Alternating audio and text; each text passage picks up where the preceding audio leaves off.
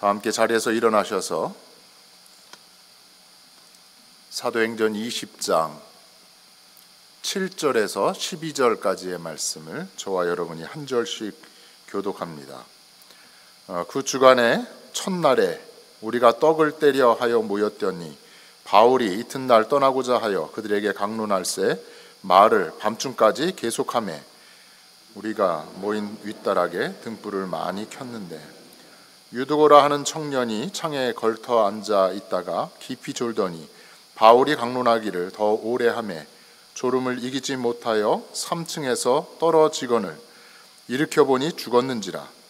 바울이 내려가서 그 위에 엎드려 그 몸을 안고 말하되 떠들지 말라, 생명이 그에게 있다 하고 올라가 떡을 떼어 먹고 오랫동안 곧 날이 새기까지 이야기하고 떠나니라. 사람들이 살아난 청년을 데리고 가서 적지 않게 위로를 받았더라. 아멘. 하나님의 말씀입니다.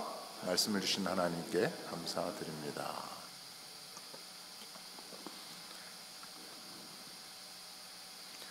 오늘 우리가 함께 읽은 말씀 사도행전 20장의 앞부분에 있는 말씀을 함께 생각을 해보고자 합니다.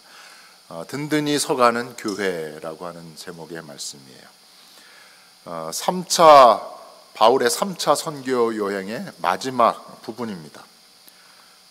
지난번에 저희가 19장의 말씀을 함께 나눌 때 에베소서에서 있었던 그 소요를 우리가 함께 생각해 보았습니다. 은장색, 아마도 조합장이었던 이 데메드리오의 그 소요가 있었는데 에베소에서의 소요가 그친 후에 이제 바울이 마게도냐로 건너갔고 그리고 그 그리스의 남부 지역인 헬라 지방에 이르렀습니다. 우리가 읽지 않았지만 본문의 앞부분에 있는 사도행전 20장 3절의 말씀을 보면 헬라에서는 석 달을 머물렀다라고 하는 말씀이 있어요. 헬라라고 하는 것은 지금 그리스 지역의 남부 아가야 지방이라고 하는 곳인데 아마 고린도 교회에 3개월 동안 머문 것을 이렇게 표현한 것으로 볼 수 있습니다. 고린도에 3개월간 머물면서 이제 사도 바울의 앞으로의 계획은 로마를 향한 것이었잖아요. 그래서 그 기간 중에 로마서를 집필해서 로마 교회에 베베라고 하는 여인을 통해서 편지를 보낸 이야기, 그것이 바로 로마서가 되는 거죠. 그리고 바울은 고린도를 떠나서 다시 육로로 북쪽으로 올라와서 빌립보로 갔고 빌립보에서 무교절 명절을 지키고 배를 타고 다시 아시아 땅 드로아를 향해서 가는 이야기가 나옵니다. 2차 전도 여행 때 왔던 그 길을 다시 돌아가는 것입니다. 그리고 드로아에서 다음 주에 이야기 나눌 터인데 아소, 미둘레네, 기오, 사모, 밀레도라고 하는 그 지역을 경유해서 육로로 혹은 배를 타고 이동을 하는 바울의 모습을 볼 수 있습니다. 돌아가는 길에는 3차 선교 여행에 전초기지 역할을 했던 에베소는 거치지 않고 배를 타고 지나갔습니다. 그 이유에 대해서 내가 빨리 예루살렘을 향하여서 수리아를 향해서 안디옥을 향해서 가야 하는데 오순절 안에 팔레스틴 땅에 예루살렘에 이르기 위해서 나는 이렇게 서두른다라는 이야기가 20장 16절에 소개되어 있습니다. 3차 바울의 선교 여행을 마무리하는 과정이지요. 2차 선교 여행에 왔던 그 지역을 다시 돌아가면서 서둘러 예루살렘을 가고자 하는 바울과 바울의 일행의 이 모습입니다. 이 3차 선교 여행의 모습을 통해서 오늘 본문을 통해서 함께 생각해 보고자 하는 것은 복음을 통해서 예수를 믿게 되었잖아요. 그리스도인이 되었습니다. 그러면 믿음 이후의 삶은 어떻게 되어야 하는가? 이제 바울은 없게 되는데 바울은 떠나서 이제 로마를 향해서 가고자 하는 그런 계획이 있는데 믿음 이후에 그 지역에서는 어떻게 공동체를 이루며 살아가는가? 그 공동체는 바로 뭐예요? 교회이죠, 교회. 지역마다 공동체, 교회를 세워서 믿음 이후의 삶을 어떻게 살아가야 하는가? 오늘 본문의 말씀을 통해서 함께 생각을 해보고자 합니다. 앞부분에서 3차 선교여행의 경로를 간단하게 요약해서 설명을 드렸는데 2차 선교 여행의 경로를 바울이 다시 한번 지나가는 것이지요. 그렇게 한 목적은 두 가지입니다. 하나는 2차 선교 여행 중에 개척하여서 세운 교회들이 있는데 그 교회를 굳건하게 세우기 위한 목적이 첫 번째 목적인 거예요. 빌립보에 가면, 또 베레아에 가면, 고린도에 가면 그 교회들을 든든히 세워가기 위해서 어떻게 하는가 걱정하는 마음으로, 염려하는 마음으로 2차 선교 여행 중에 세워졌던 그 지역을 방문했다라는 것입니다. 이것이 첫 번째 목적이고, 또 다른 목적은 세워진 교회마다 이제 성장을 하면서 교회가 자립을 하게 되고, 더 나아가서는 바울이 한 가지 부탁을 했어요. 우리가 있기까지는 우리를 도와준 예루살렘 모교회가 있는데, 예루살렘 지역에, 팔레스틴 지역에 흉년으로 인해서, 기근으로 인해서 교회가 어려워지게 되었다. 그러니 예루살렘 교회에 보낼 구제 헌금을 좀 모아주면 좋겠다. 그 헌금을 모아가기 위해서 2차 선교 지역을 다시 한번 둘러보게 된 것입니다. 사도행전 20장의 앞부분에 나오는 이 선교 여행을 보면서 우리는 바울이 어떻게 개척하여서 세운 그 교회들, 믿음 이후의 삶을 그 교인들이, 그 성도들이 어떻게 살아가고 있는가를 사도행전 20장의 말씀을 통해서 알 수 있습니다. 먼저 살펴볼 것은 마게도냐와 헬라에서의 사역입니다. 마게도냐와 헬라에서 두 가지 큰 일이 있었습니다. 오늘 우리가 읽은 본문에는 간단하게 마게도냐와 헬라의 여정이 소개되어져 있습니다. 에베소를 떠나 마게도냐에 이르러 제자들을 가르쳤다라고 하는 내용이 있고, 또 헬라에 내려가기 전에 또 제자들을 불러서 권하였다, 가르쳤다라고 하는 간단한 메시지만 있습니다. 마게도냐 지방은 전에도 말씀을 드렸지만 지금 그리스의 북부 지역에 해당이 됩니다. 2차 선교 여행 중에 세운 교회, 첫 번째 유럽 땅에 세운 교회가 빌립보 교회이지요. 그리고 그 옆으로 이동을 하니까 데살로니가가 있어요. 데살로니가 교회를 또 세웠습니다. 또 조금 아래로 내려가니까 베레아 지역에 있어서 베레아 교회를 세웠습니다. 그런데 드로아 항구를 거쳐서 마게도니아 이르는 여정에 관하여서 오늘 사도행전 본문의 말씀은 간략하게 요약이 되어져 있지만 자세하게 설명되어 있는 성경이 있어요. 그것이 바로 고린도 후서입니다. 고린도 후서. 고린도 후서 2장 12절과 13절을 보면 이러한 말씀이 있어요. 내가 그리스도의 복음을 위하여 드로아의 이름에 주 안에서 문이 내게 열렸다. 에베소에서 드로아라고 하는 그 항구에 갔더니 거기에서 복음을 전할 기회가, 주의 문이 열렸다라는 겁니다. 그런데 바울의 형편이 그러하지 못했어요. 왜냐하면 내 형제 디도를 만나지 못함으로 내 심령이 편하지 못하여 드로아에 가서 고린도 교회에 보냈던 디도가 빨리 돌아오기를, 디도를 만나기를 원했는데 디도가 없는 거예요. 아직 도착하지 않은 겁니다. 그러니까 마음이 편하지 못했다라는 거죠. 그래서 드로아에서 있는 그 사람들과 작별을 하고 내가 마게도냐로 배를 타고 건너갔다라고 하는 말씀이 고린도 후서 2장에 나옵니다. 에베소에 3년간 머무는 동안에 고린도 교회 소식을 들었지요. 고린도 교회에 분열이 일어났다는 이야기를 들었습니다. 안타까운 소식이지요. 또 고린도 교회에 유대주의자들, 거짓 사도들, 거짓 선교사들이 와가지고 교인들을 미혹을 하는 겁니다. 바울은 가짜다, 우리가 진짜다, 여기 봐라, 라이센스가 있지 않느냐라고 하면서 예루살렘에서 가져온 추천장을 보여주면서 바울은 가짜고 우리는 진짜니까 우리를 따르라라고 하면서 교인들을 미혹하는 그 얘기도 들은 겁니다. 그래서 함께 동역했던 디도를 통해서 편지를 써서 고린도 교회에 눈물의 편지를 보낸 겁니다. 너희가 그렇게 거짓 사도들에 의해서 시험에 들고 미혹되었다 하니 얼마나 내가 가슴이 아픈지 모른다 라고 하면서 본인의 사도직을 변호하면서 눈물을 뚝뚝 흘리면서 눈물의 편지를 디도 편에 보낸 것이에요. 그러니까 디도가 그 편지를 가지고 고린도를 향해서 갔다가 다시 돌아오는 길이었던 겁니다. 안절부절 언제 디도가 오려나, 드로아에 갔더니 디도가 오지 않았습니다. 그래서 배를 타고 마게도냐로 건너가서 빌립보에 가서 마게도냐에서 마침내 디도를 만나게 된 것입니다. 그러한 이야기가 오늘 고린도 후서에 소개되어져 있다라는 겁니다. 당시 바울의 상황을 잘 알려주는 말씀이 고린도후서 7장 5절에 있는 말씀이에요. 우리 한 목소리로 함께 읽겠습니다. 우리가 마게도냐에 이르렀을 때 우리 육체가 편하지 못하였고 사방으로 환난을 당하여서 밖으로는 다툼이요 안으로는 두려움이었다. 얼마나 고린도 교회 성도들을 염려했는지 사랑했는지를 알 수 있지요.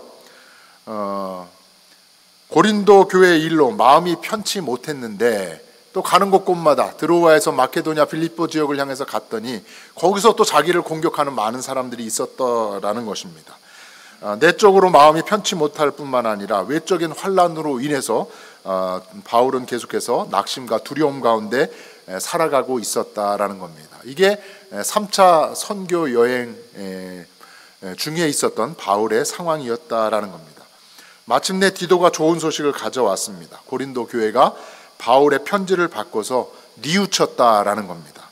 다시금 바울을 사모하게 되었다라고 하는 회복되는 그러한 과정을 디도가 중개한 것입니다.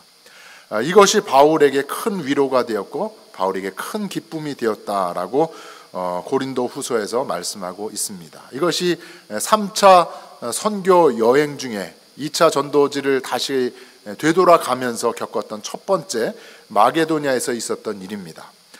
또 하나 바울의 여행 중에 일어난 두 번째 이야기가 사도행전 20장 3절에 나옵니다.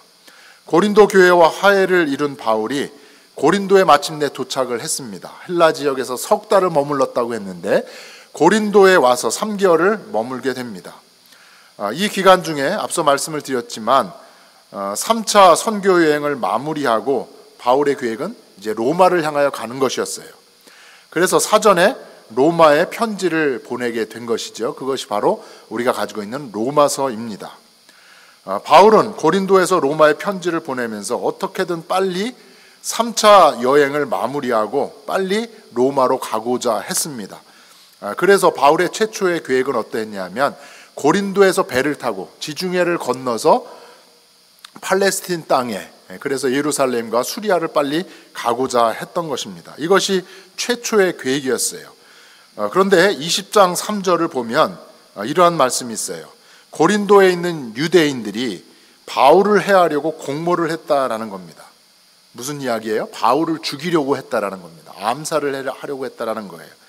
그래서 배를 타고 지중해를 건너 팔레스틴 땅을 향해 예루살렘에 가는 것은 어렵겠구나라는 결론을 내리게 되면서 다시 육로를 따라 북쪽인 마게도냐 빌립보를 향해서 가게 된 것입니다. 고린도에 3개월간 머문 기간은 아마도 겨울이었을 겁니다. 오늘날도 한번 생각해 보세요. 고난주간과 부활절은 봄, 여름, 가을, 겨울 중에 언제예요? 봄이죠, 봄.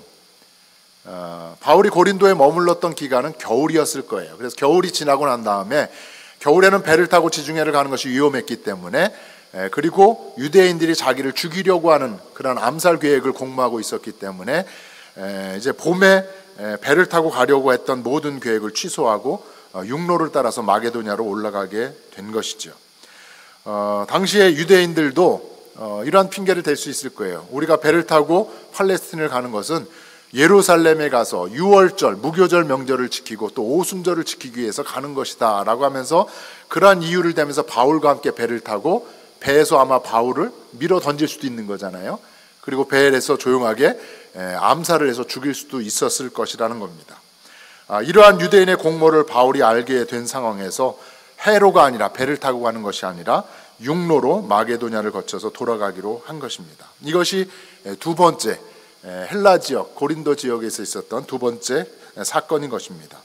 마게도냐에서 있었던 디도와의 이야기, 그리고 고린도에 있었던 이 유대인의 공모, 암살하는 그 공모의 이야기, 이 두 사건을 통해서 바울은 다시 한번 죽음의 위협을 피할 수 있게 되었습니다.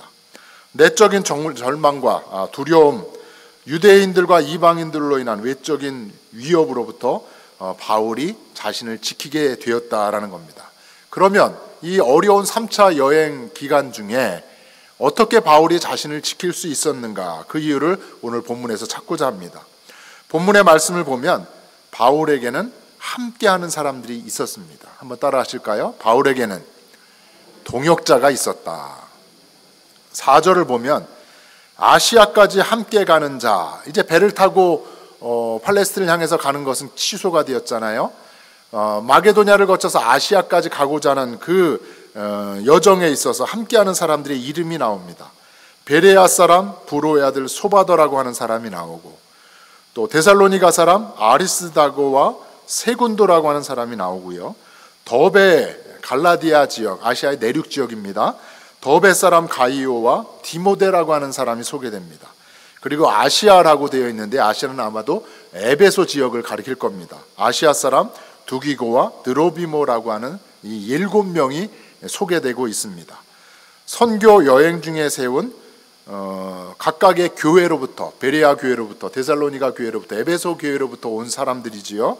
아마도 이 사람들이 각 교회로부터 왔을 때 무엇을 가지고 왔을까요? 예루살렘에 보낼 헌금을 가져왔을 겁니다. 바울이 부탁한 대로 예루살렘에 흉년이 들어서 기근이 와가지고 살기가 어려운데, 너희들은 이제 교회가 성장을 했으니 예루살렘 교회를 위한 헌금을 모금해라. 그 헌금을 가져온 교회의 대표들이었다라는 것입니다. 그런데 지역 교회들을 잘 살펴보면 한 교회가 빠졌어요. 어느 교회예요? 마케도니아 지역의 유럽 땅에 첫 번째 세워진 교회 빌립보 교회가 빠졌어요. 데살로니가 교회하고 베레아 교회는 있는데 빌립보 교회가 빠져 있습니다. 본문에서 주목해 볼 말이 하나 있는데 그것이 사도행전 20장 5절과 6절에 있는 말씀이에요. 우리라고 하는 말이 여기에 담겨 있어요. 제가 사도행전 말씀을 하나하나 살펴보면서 여기에 대해 설명을 안 드렸는데 오늘 말씀을 드립니다. 5절을 보면 그들은 먼저 가서 드로아에서 누구를 기다렸다? 우리를 기다렸다. 6절을 보아도 우리는 무교절 후에 빌립보에서 배로 떠나서 이제 드로아를 향해서 갔다라는, 우리라고 하는 단어가 이제 사도행전의 후반부를 계속 보면 우리는, 우리가, 우리를 이런 표현이 많이 나와요. 우리라고 하면 누굴까요? 바울과 함께 이 사도행전을 쓴 저자 누굴까요? 누가입니다. 누가가 자신의 이름을 드러내지 않으면서 우리라고 하는 표현으로 바울의 선교 사역을 그대로 본 것을 다 기록한 사람이 바로 누가인 겁니다. 의사였던 이 누가가 사도행전을 하나하나 기록하면서 우리가 빌립보에 도착해서 마침내 디도를 만났다. 우리가 함께 동역하는 동역자들과 함께 드로아에 갔다. 이런 표현들을 쓴 것입니다. 다시 말하면 7명의 동역자들이 있는데 그 가운데는 누가가 빌립보 교회에서 와서 자기도 포함된 그러한 일행에 포함된 것으로 그렇게 소개를 하고 있다라는 겁니다. 사도행전을 자세히 읽다 보면 우리라고 하는 말이 나오는데 처음 시작된 것이 사도행전 16장이에요. 그런데 빌립보 선교 이후에 이 우리라고 하는 말이 사용되지 않다가 20장에서 오늘 본문에서 다시 우리라고 하는 말이 사용된 겁니다. 다시 말하면 빌립보 교회에 이 누가가 남아 있었다라는 겁니다. 바울은 아래쪽으로 내려와서 아덴과 고린도에서 전도 사역을 하는데 누가는 빌립보에 나와서 사역을 했고 3차 전도 여행 중에 다시금 바울이 빌립보에 갔을 때 그리고 고린도에 내려왔을 때 누가가 다시 합류를 했다라는 것입니다. 다시 말하면 우리에는 바울과 누가 기본적으로 포함되어지고 또 여러 바울의 동역자들도 함께 했다라는 겁니다. 그래서 누가는 사도행전 20장에서 바울에게 온 7명의 지역 대표들을 소개하면서 빌립보 교회를 대표해서 자기가 왔다라는 것을 소개하지 않은 것입니다. 자신이 빌립보 교회를 대표하여 예루살렘 교회에 보낼 헌금을 이 누가가 가져왔다라는 것입니다. 사도행전에 이어지는 말씀을 보면 이 7명의 동역자들 중에 일부가 그리고 의사인 누가는 예루살렘까지 함께 갔다가 또 가이사랴를 거쳐서 로마까지 사도행전의 마지막 사도의 선교 여행의 끝까지 함께한 사람이 바로 의사 누가였다라는 겁니다. 우리 시편의 삶 예배 김원기 목사님께서 이제 전화자 권사님을 초대를 해서 이제 노년의 건강한 삶을 위해서 의학적으로 어떻게 도움을 받아야 할까, 의사분들이 계시다는 게 큰 도움이 되잖아요. 바울의 선교 여행 중에 얼마나 많은 일들이 있었겠어요. 고된 여정 중에 의사인 누가가 세크리터처럼 바울 옆에서 그렇게 많이 도왔다라는 겁니다. 옆에서 바울의 선교 사역을 하나하나 메모하면서 기록하면서 이 사도행전을 기록한 사람, 그것이 바로 누가였다라는 것입니다. 수많은 고난과 죽음의 위협 가운데서도 잘 견디며 사명을 감당할 수 있었던 것, 누가와 같이 또 디모데와 같이 디도와 같이 함께 사명을 감당하는 동역자들이 있었기 때문이다라는 것이죠. 함께 복음의 사명을 잘 감당하는, 같은 길을 가는 우리가 있었다라는 것입니다. 바울의 3차 여행을 통해서 이루고자 하는 것, 교회를 든든히 세워가는 것이었는데, 복음을 듣고 믿음을 가지게 된 이후 각 지역마다 교회라는 공동체 안에 머무는 것이 중요하다라는 것을 가르쳐주고 있는 것입니다. 바울이 사도행전의 이방인 선교를 통해서 우리에게 들려주고자 하는 것은 믿음 이후 교회 공동체를 든든히 세워가야 한다라는 것입니다. 교회가 온전한 신앙생활을 위한 길이라는 것이죠. 그것을 위해서 가장 중요한 것은 무엇이에요? 함께 믿음의 길을 걸어갈 동역자, 우리가 필요하다라는 것입니다. 저희 교회도 새가족들이 계속 방문을 하고 계시는데, 새가족들이 교회에 정착하는 데서 가장 중요한 것은 무엇일까요? 그 공동체 안에 나와 함께할 친구가 있는가, 이것이 중요한 거예요. 저희 교회도 오셨다가 떠나신 분들에게 제가 마지막으로 전화를 드려서 기도를 해드립니다. 그분들에게 왜 저희 교회 정착을 못하시고 떠나십니까? 많은 분들의 대답이 친구가 없어서요, 이렇게 이야기를 해요. 여러 가지 핑계일 수도 있지만 저희가 귀담아 들어야 될 이야기입니다. 교회에 잘 정착하고 함께 천국을 향한 신앙의 여정을 가는 데 있어서 가장 중요한 것은 무엇이에요?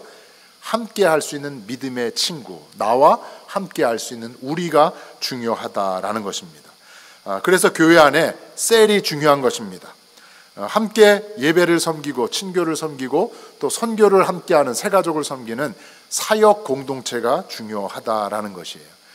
여러분, 저희가 편안하게 예배를 드리고 있지만 PPT 한 페이지 한 페이지 컴퓨터를 넘기는 누군가가 있어요. 저 뒤에서 PPT를 넘기는, 그래서 남성분들에게는 넘돌이라고 하고요, 여성분들에게는 뭐라고 할까요?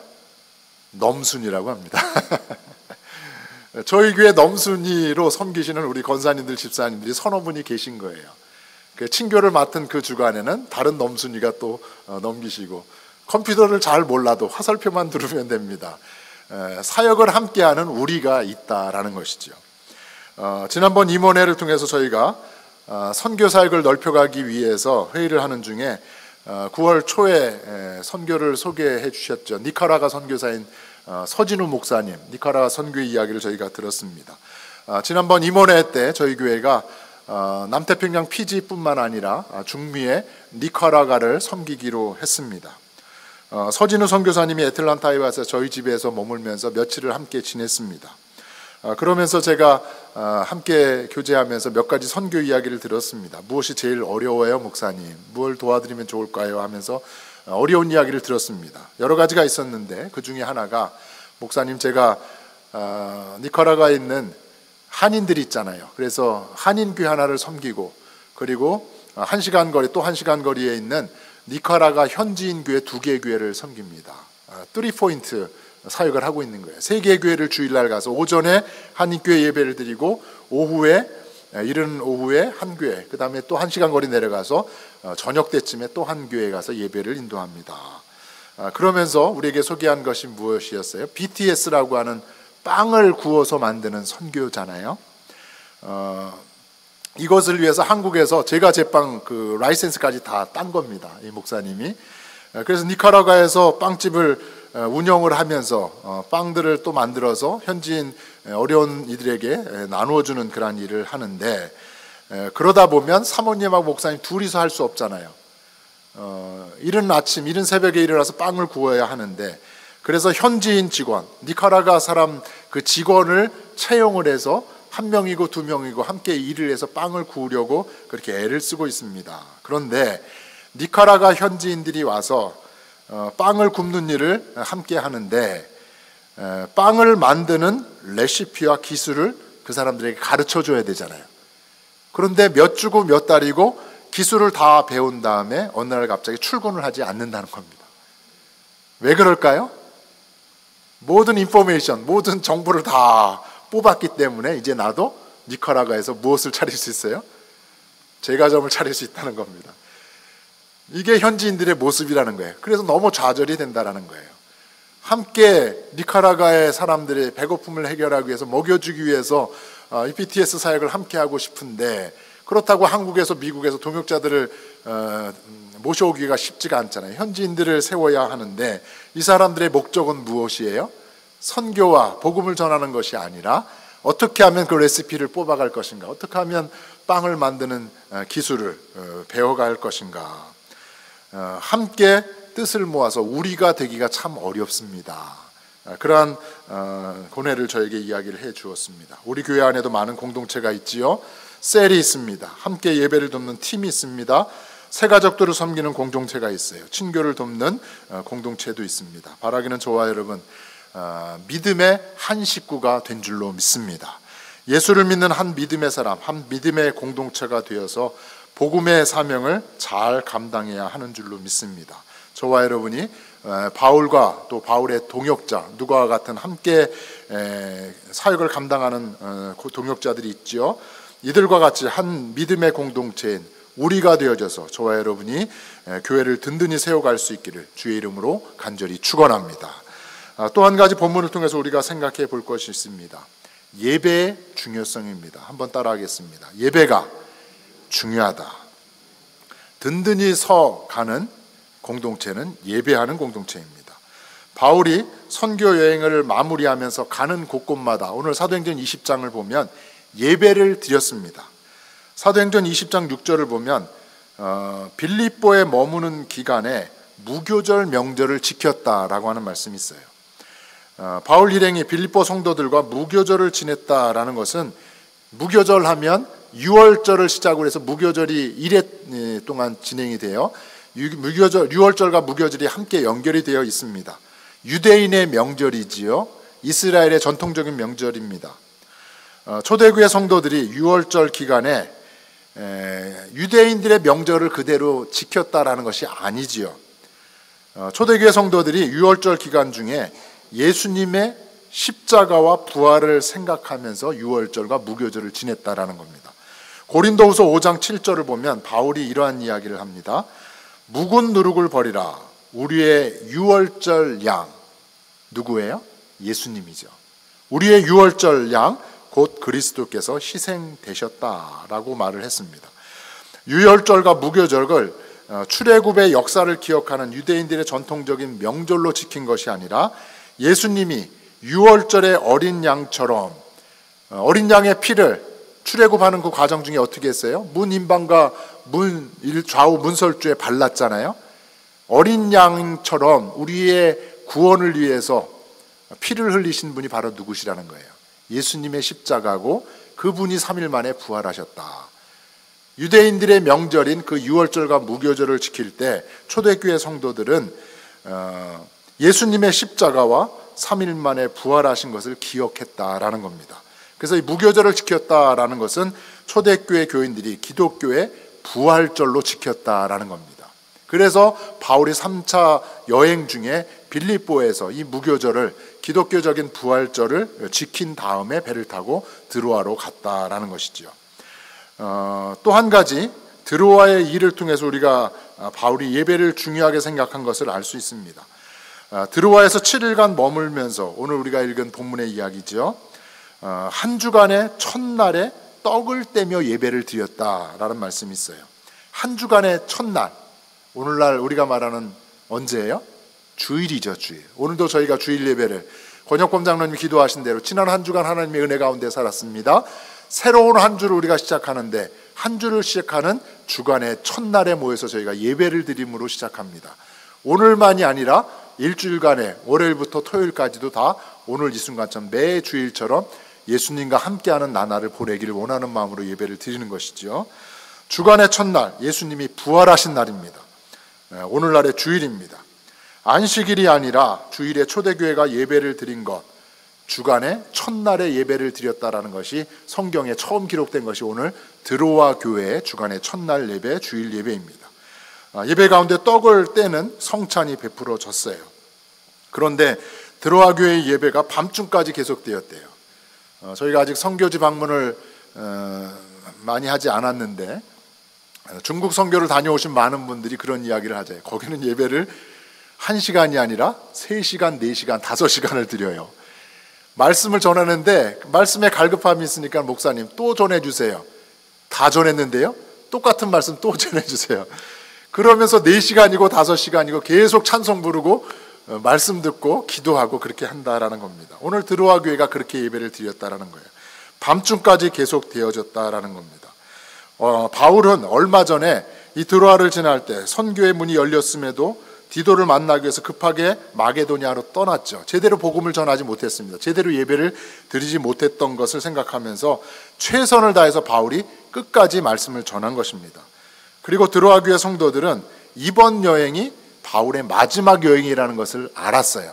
그러니까 끝까지 바울을 이제 만나는 마지막 순간이니까 끝까지 바울로부터 귀한 말씀을, 그 강론을 들으려고 했던 것입니다.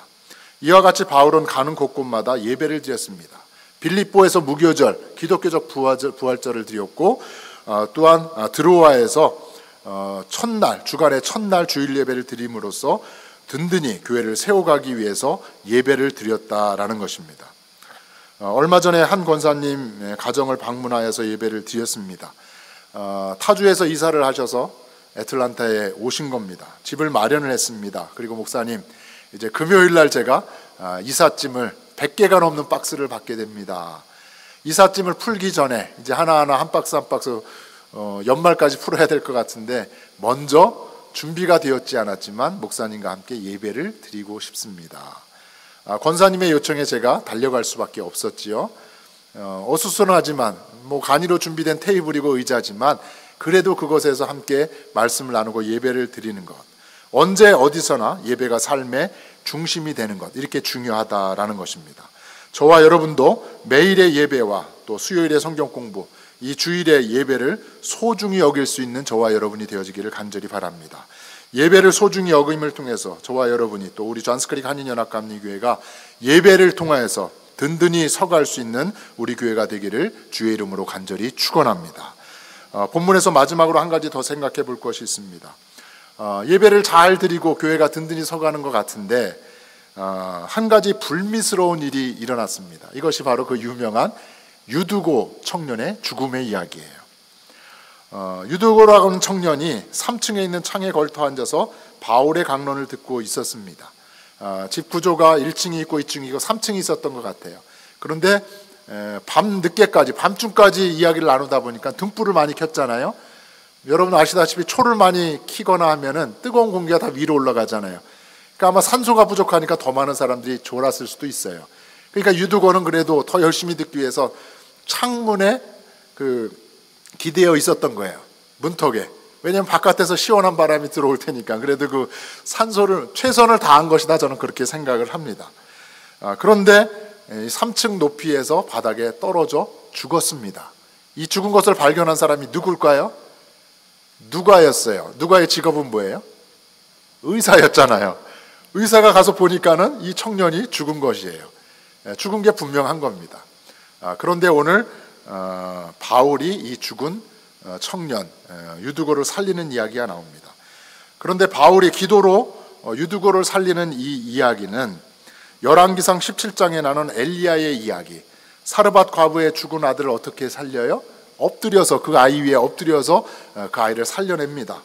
또 하나 열왕기 4장을 보면 열왕기하 4장에 엘리사가 수넴 여인의 죽은 아들을 살립니다. 마찬가지로 죽은 아이 위에 올라 엎드려 기도를 하자 수넴 여인의 아이가 7번 재채기를 하면서 다시 살아나는 이야기, 동일한 이야기가 오늘 바울의 이야기입니다. 3층에서 떨어져 죽은 유두고를 기도로 다시 살리면서 바울이 드로아 교회 성도들에게 이야기를 합니다. 떠들지 말아라, 생명이 그에게 있다라고 말을 합니다. 그리고 바울은 다시 올라가서 음식을 먹고 날이 새기까지 이야기를 나누고 드로아를 마침내 떠나게 됩니다. 12절의 말씀을 보면 같이 읽겠습니다. 12절, 사람들이 살아난 청년을 데리고 가서 적지 않게 위로를 받았더라. 바울이 유두고를 살린 일, 드로아 교회에 큰 위로가 되었다라는 겁니다. 그런데 제가 이 유두고 이야기를 생각해 보면서 왜 사도행전의 중간 부분에 이 20장에 유두고의 이야기를 소개하고 있는가?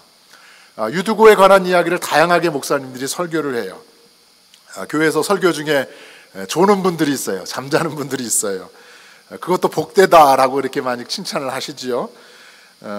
그러면서 그 중에 이제 직구준 목사님들은 옆에 있는 권사님에게, 옆에 주시는 우리 권사님 빨리 깨우세요. 그래야 손가락으로 막 찌르잖아요. 빨리 일어나, 목사님이 일어나래. 그 권사님이 속으로 뭐라 그래요? 자기가 졸게 해놓고서는 왜 나보고 뭐라 그래? 이야기의 포커스가 자기가 아니라 졸게 만든 목사님에게로. 여러 가지 유두고에 관한 이야기가 있습니다. 저도 많은 생각을 했어요. 유두고의 이야기가 왜 사도행전 20장에 또 3차 여행을 마무리하는 그 과정 중에, 여러 지역을 돌아다니면서 교회를 든든히 세워가는 과정 중에 왜 유두고의 이야기를 소개했는가. 그래서 저는 오늘 본문에서 유두고에게 포커스를 맞추는 것이 아니라 바울에게 포커스를 맞추어 보려고 합니다. 지금까지 바울은 이방 사람들에게 복음을 전하는 복음 전도자, 선교사의 역할을 했어요. 사도행전을 보면 계속 그렇게 했잖아요. 1차, 2차, 3차. 그런데 드로아 교회에서 유두고를 살리는 일, 그리고 밤을 새워서 강론하는 바울의 모습, 그리고 유두고를 살린 다음에 또 어떻게 해요? 다시 그냥 뭐 큰일이 없었던 것처럼 다시 올라가서 떡을 먹으면서 누구랑 이야기를 해요? 드로아 교회 교인들과 이야기를 나누었다라는 겁니다. 이 바울의 모습은 복음을 전하는 선교사의 모습이 아니라 어떻게 보면 목회자의 모습과도 같아요. 한 교회를 목회하는 목회자, 담임 목사든 부목사든 아니면 평신도 대표든 임원회장이든 교회의 리더들과 같은 모습이라고 할 수 있습니다. 드로아 교회에서 주일 예배를 인도하고 죽은 유두교를 다시 살리는 바울의 모습, 교회를 든든히 세워가는 목회자와 교회 리더의 모범적인 모습을 보여주고 있다라는 것입니다. 어떻게든 바울은 최선을 다해서 말씀을 전하려고 했습니다. 말씀을 가르치려고 했어요. 바울의 열심을 볼 수 있지요. 뜻하지 않은 어려움을 당했을 때 바로 바울이 한 일은 무엇이에요? 유두고가 죽자 가서 엘리사처럼 기도했다라는 것입니다. 매일의 기도가 중요합니다. 왜냐하면 새벽마다 또 매일 예배를 통해서 매일 기도하는 사람이 위기의 상황에도 기도할 수 있는 겁니다. 기도하는 사람이 어려움 당했다고 갑자기 기도한다고 기도가 나와요? 안 나오죠. 매일매일 자녀들을 위해서 기도하고 매일매일 사업을 위해서 기도하고 매일매일 교회를 위해서 선교를 위해서 기도하는 사람이 어떠한 상황이 와도 기도할 수 있다라는 것입니다. 또 하나 바울은 오랫동안 날이 새기까지 성도들과 함께 떡을 떼며 함께 교제했다라는 겁니다. 무슨 얘기를 나눴을까요? 드로아 교회 성도들의 기도 제목도 들었을 거예요. 내가 기도하겠다. 내가 로마를 가지만 너희들을 위해서 기도하겠다. 이런 이야기를 나눴을 것입니다. 이러한 바울의 모습이 교회를 든든히 세워가는 교회의 지도자와 목회자의 모습인 줄로 생각을 합니다. 예전에 제가 한국에서 섬기던 교회에 갑작스럽게 큰 일이 발생을 했어요. 늘 평안하고 늘 선교를 하고 늘 신앙생활을 행복하게 하는 교회였는데 어느 날 교회 관리 집사님이 계셨는데 이 집사님께서 주중에 낮에 사다리를 가지고 큰 높은 사다리를 가지고 배너 플랜카드를 설치하기 위해서 사다리 위에 올라갔는데 그 예배당에서 사다리가 미끄러지면서 떨어져서 돌아가셨어요. 큰일이죠. 갑작스러운 큰일입니다. 그런데 그 당시에 제가 전도사 시절이었는데 옆에서 목사님들과 교회 리더들의 모습을 제가 지켜보았습니다. 함께 기도하면서 그 가족들을 위로하면서 이 큰일을 잘 하나하나 마무리해 나가는 것을 보았습니다. 교회가 큰 시험과 어려움을 당하지 않았어요. 교회는 늘 이러한 위기가 있을 수 있는 거예요. 평안하여 든든히 서가는 것 같은데 언제든지 고난에 접할 수 있다는 거죠. 지난주에 저희들이 뷰포드 때문에 야외 예배를 다녀왔습니다. 제가 가장 걱정한 것은 무엇일까요? 어르신들께서 운전할 때 그 산길을 오실 때 안전해야 할 텐데 안전하게 잘 다녀온 것, 예배가 은혜 가운데 잘 끝난 것이 은혜였습니다. 수련회나 야외를 하다가 교회에서 교통사고로 큰 어려움을 당하는 경우도 여러분 들어보셨죠? 수영 중에 익사당하는, 그래서 중고등학생들이 익사해서 큰일을 당하는 일도 있습니다. 교통사고를 당하는 일도 있죠. 중요한 것은 어떠한 위기의 상황이 있더라도 교회는, 성도들은 기도로 이겨내야 한다라는 겁니다. 목회자와 교회 지도자들은 하나님이 함께 하신다, 하나님이 우리를 지켜주신다, 보호하신다라는 것을 함께 경험할 수 있도록 해야 한다라는 겁니다.